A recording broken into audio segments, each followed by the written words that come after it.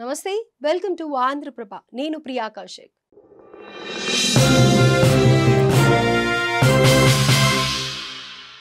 జమ్మూ కాశ్మీర్లోని పహల్గాంలో గత నెల 22న జరిగిన ఉగ్రవాద దాడిని యావత్ ప్రపంచమంతా ఖండించింది.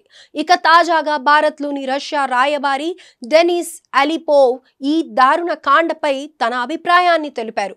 పహల్గాంలో జరిగిన దాడి అత్యంత దారుణమైన నేరమని చెప్పారు. ఈ ఘటన నేపథ్యంలో ప్రధానమంత్రి నరేంద్ర మోదీకి ప్రత్యేక సందేశాన్ని పంపమన్న ఆయన బాధిత కుటుంబాలకు ప్రగాఢ సానుభూతిని వ్యక్తం చేశారు. అదేవిధంగా ఈ దాడికి పాల్పడిన దోషులను గుర్తించి ట్రాక్ చేసి కఠినంగా శిక్షించాలని ఆశించామని చెప్పారు. అయితే అందరూ భావించినట్లుగానే పహల్గాం దాడి ఘటనకు భారత్ తగిన చర్యలు తీసుకుందన్నారు రష్యా రాయబారి డెనిస్ అలిపోవ్.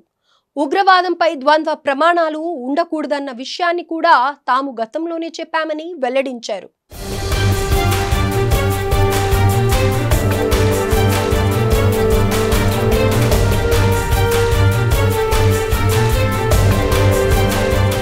కాగా పహల్గాం ఉగ్రదాడి నేపథ్యంలో గతంలోనే రష్యా అధ్యక్షుడు వ్లాదిమిర్ పుతిన్ భారత్ ప్రధాని మోదీకి ఫోన్ చేసి వివరాలు తెలుసుకున్న సంగతి తెలిసిందే.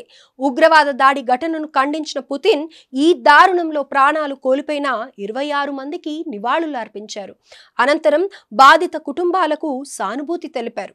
అంతేకాకుండా ఉగ్రవాదాన్ని ఏరివేయడంలో తమ సహకారం ఎల్లప్పుడూ భారత్కు ఉంటుందని పుతిన్ హామీ ఇచ్చారు. అలాగే ఇటువంటి ఘటనలకు పాల్పడిన ఉగ్రమూకలను చట్టం ఎదుట నిలబెట్టేందుకు తమ సపోర్ట్ భారత్కు ఉంటుందని తెలిపారు.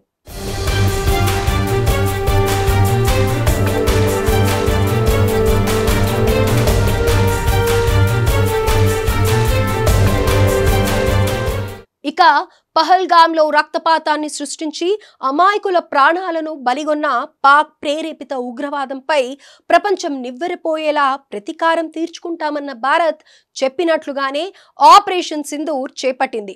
పాకిస్తాన్ పాక్ ఆక్రమిత కాశ్మీర్లోని మొత్తం 9 ఉగ్రవాద శిబిరాలను నేలమట్టం చేసింది. అలాగే 100 మందికి పైగా ముష్కరులను అంతం చేసింది. ఇకపై భారత్ ఆడబిడ్డల సింధూరాన్ని తుడిచే దుస్సాహసానికి ఎవరైనా తెగిస్తే ఎంత మాత్రం సహించేది లేదని స్పష్టం చేసింది.